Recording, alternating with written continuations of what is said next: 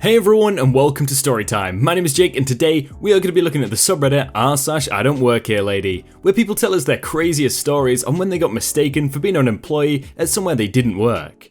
If you're new around here, please do hit subscribe down below so that you never miss out on another video. But for now, let's sit back, relax and enjoy some Reddit stories. My wholesome magic time machine experience.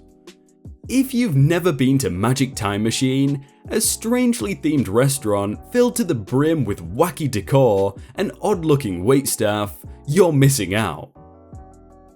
One of the main draws of this restaurant is their waitstaff, always donning the characters of popular and sometimes obscure media.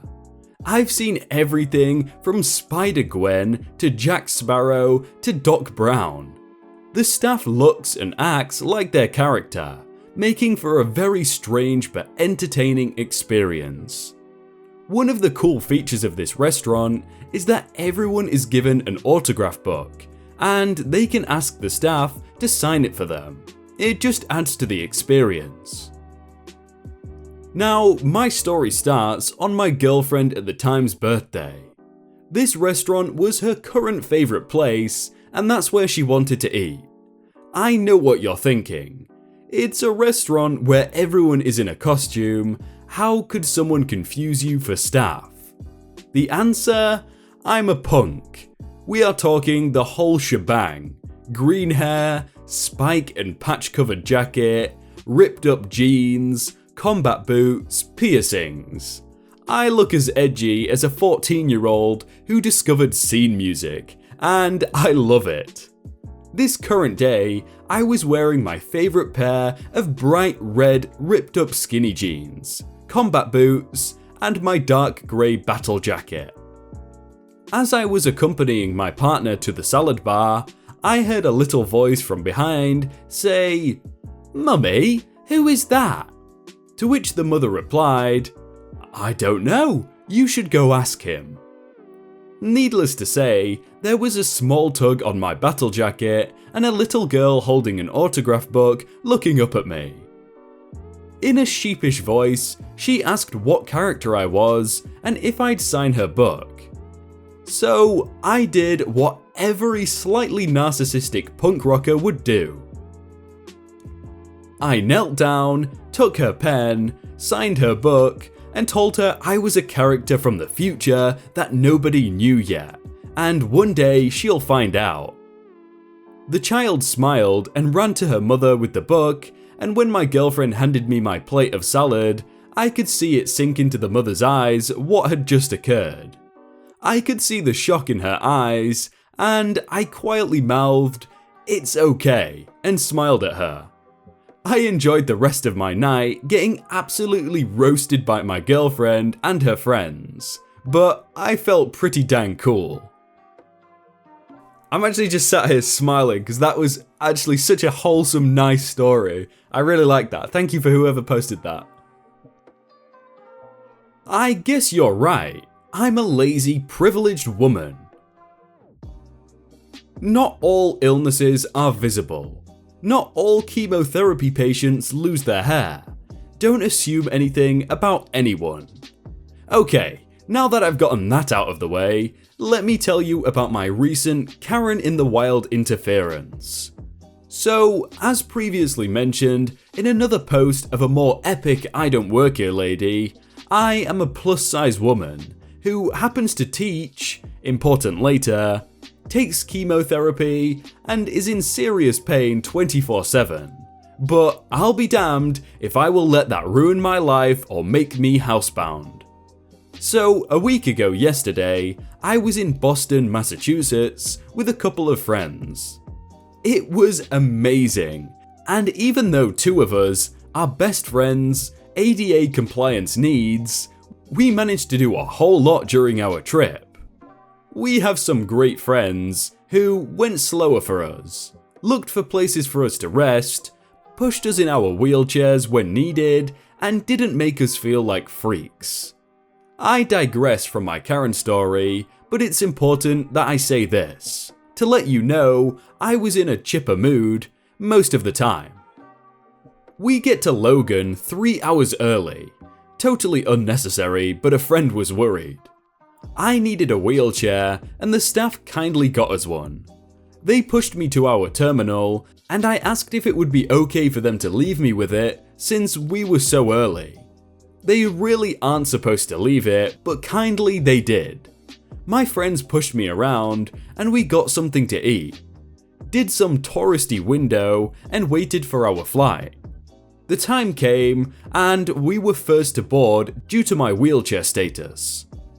After all were boarded, we get the first announcement. 2.5 hour delay. Storm in Chicago. No, O'Hare always seems to have bad weather. You can't get off the plane, or you'll forfeit your agreement to fly today. Then another announcement, 1.5 hours. They'll try to rebook us where they can. My friends are freaking out, as am I. The staff see me, a grown woman, crying and ask if I'm okay, to which I reply, I'm just in a lot of pain and have to get home so I don't miss my chemo. Everyone else has their stories too. Sorry if I am making a scene. No, I was crying silently, and my friends, like everyone else, were grumbling. No Karen attitude.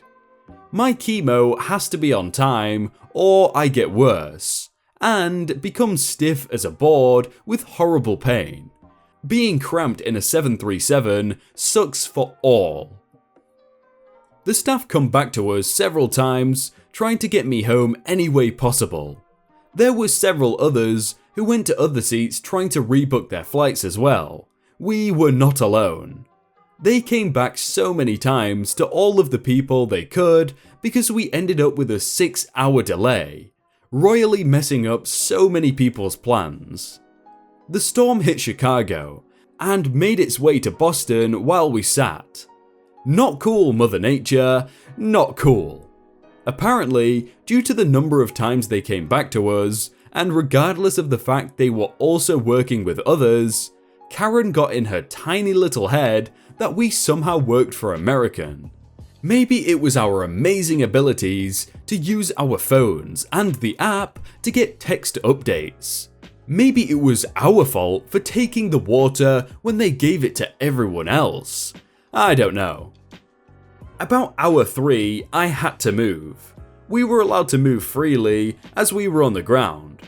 Karen was a few seats back, and as I hobbled like a 100-year-old woman past her, she muttered, "Ah, so sad when staff get all of the privileges." I had no idea what she meant, so I assumed it wasn't for my ears. Move back to the restroom. I had troubles getting in the room, not because of size, but because I was in so much pain. A kind flight attendant noticed and asked if I was okay after I got out. I assured her I was. She said they could help me if I needed next time. I declined but thanked her. Apparently, Karen heard that too, and when I passed, she let out a huff and said, employment has its privilege. Again, I wasn't sure if I was her target. I sat down. At hour 3 of our wait to fly, I got up again and walked back to the restroom.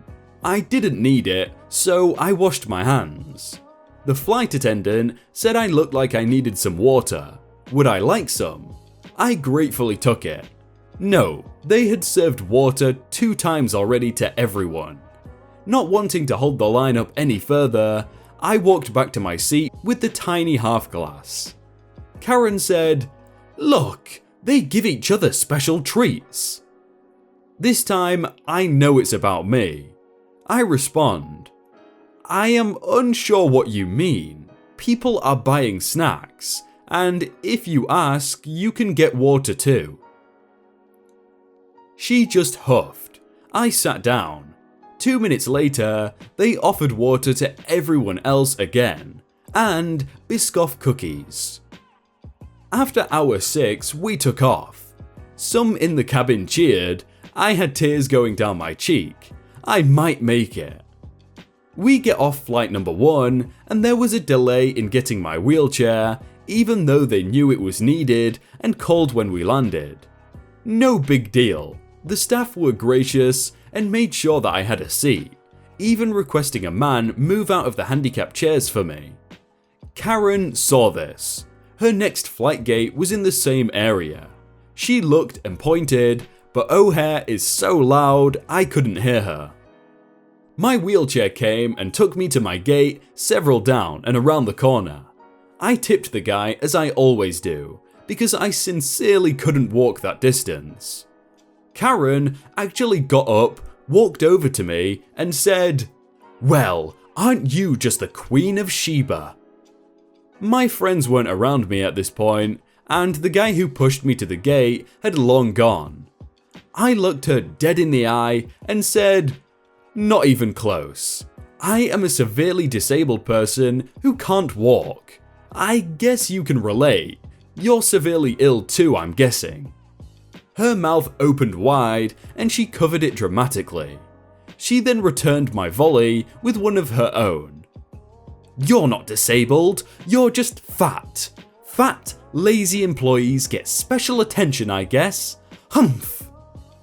I replied, "I have zero clue, and even less cares what you think about me. I don't work for any airline. Never have. I'm an educator, so let me give you a lesson. Not all disabilities are visible. Not all people look as sick as they are. Learn this, it might come in handy." She said, "Well, I never. You clearly work for them. They kept talking to you. You're lazy and privileged." I said, "Me and everyone else. Grow up, lady. And yes, I'm fat, but look at my legs and feet. Hell, look at my hands. See how they don't move easily? Yeah, it's painful, so go back to your life and leave mine alone." I said this loud and firm enough to attract a little attention, but not so much that I looked insane. A kind family got up and sat next to me, leaving space for my friend, as the other had put something on a different chair. I could see they were attempting to help. The woman just stared at Karen until she left. I smiled and said thank you. She gave me a thumbs up. My friends came back from McDonald's shortly after, and about a half hour later, we got onto the flight. That was also delayed for about an hour. I didn't get home in time for my chemo and had to move things around, and am now on a ton of other meds to deal with it. But it is nothing. We all have our crosses to bear. Mine is this: Karen's stupidity, ignorance, and unhealthy dose of narcissism. It feels like forever since I've read a Karen story. I guess a lot of you will be reading this from previous ones, but I haven't read about Karens in ages, and yeah, I don't think I missed them. I don't work here, lady. I'm a bridesmaid. Not sure if this 100% counts, but I was a bridesmaid in my friend's wedding this past weekend, and had a very strange I don't work here lady experience in the venue parking lot. So it's 15 minutes before the ceremony starts, and we are all in the bridal suite doing finishing touches and helping the bride get into her dress. Bride can't find a bag with her nylons in them and thinks it's still in her car, so I offer to go grab it for her. So I'm walking across the parking lot towards her car when some random lady pulls up to me in a van. I can't hear what she's saying at first, but naturally I assume she's a guest or something. "Are you here for the wedding?" "No, I'm looking for the office. Do you know where it is?"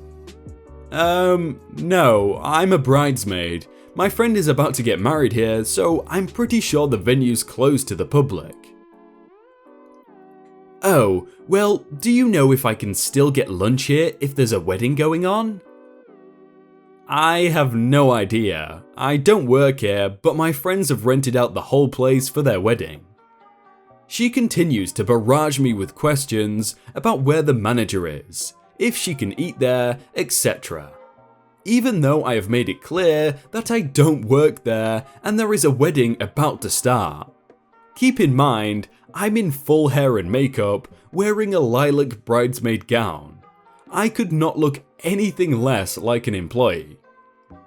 I finally get super frustrated and get a little agitated. Look, as I have said, I don't work here and my friend's wedding is about to start. I can't help you. Okay, yeah, but what about... At this point, another bridesmaid comes out of the bridal suite and says the bride found her bag, so I turn on my heels and go back inside without saying another word. The ceremony and reception went perfectly on time without a hitch, and I didn't see the lady after that. Wow guys, I'm pretty sure her lunch was more important than your wedding, gah. No, I won't take your order. Backstory. So, I'm 16 and have been working at McDonald's for 2 years now. Now, since I work there, I usually don't eat there, although I do get a 50% discount on everything but cookies. Because funds from cookies go to the Ronald McDonald House, so buy them people. So, I often go to Culver's for some cheese curds. Now to the story. It's 8:30 at night. I'm tired since I just got off a 9-hour shift and wanted some cheese curds. I hate drive-through, so I usually go inside. Because of this incident, I suck it up and stay in my car now. Some lady was obviously upset when I came in and this conversation ensued.